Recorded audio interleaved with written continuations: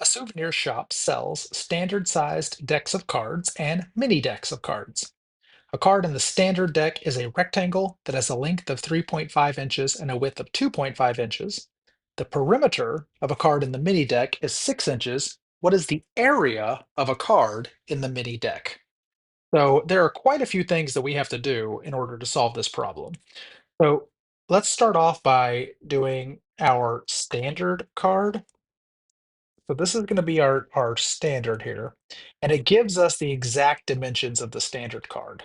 It says the standard card is 3.5 inches in length, so 3.5 inches in length, and 2.5 inches in width. Um, and then it says we've got a mini card. We have no idea what the dimensions are of the mini card, but we know that the perimeter is 6 inches. Well, I know the formula for perimeter is two lengths and two widths. So I feel like at some point I'm going to have to do a proportion or a ratio comparing the standard to the mini.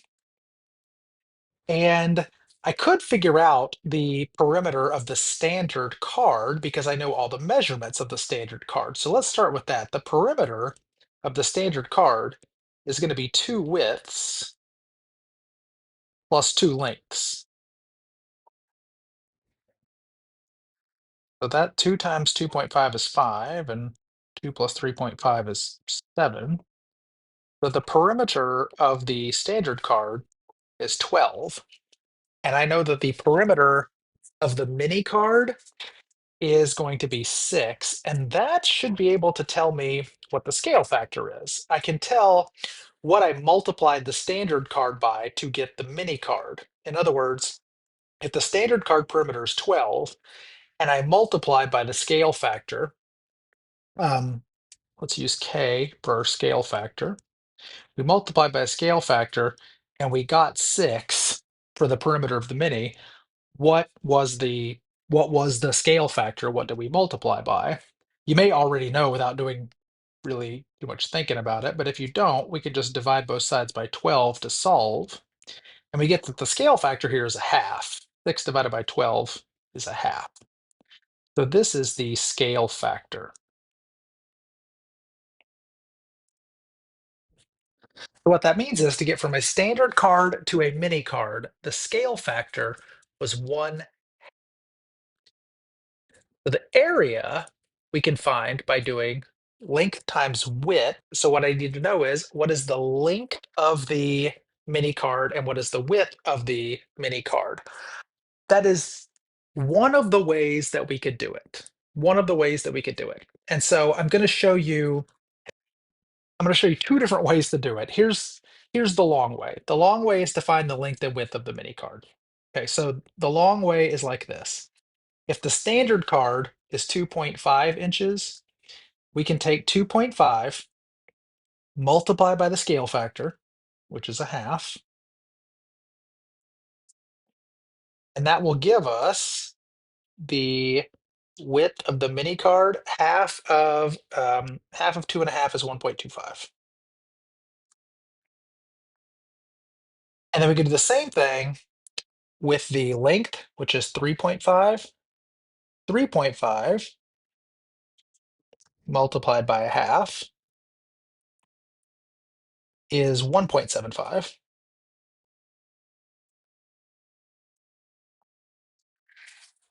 So then the area of the mini deck, or sorry, the area of the mini card is just going to be the width times the length, and 1.25 times 1.75, and I'm going to do this on a calculator, is 2.1875. We're measuring in inches. This is area, so square inches. That is the, I think, simplest but longest way to get the answer is to just multiply the sides by the scale factor and get the area from that.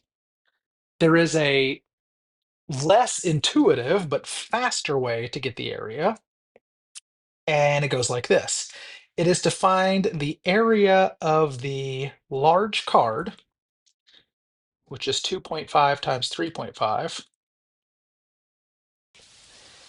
and then multiply by the scale factor squared.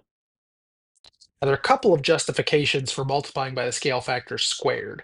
One of the justifications is that since it is area, and area is measured in units squared, you multiply by the scale factor squared.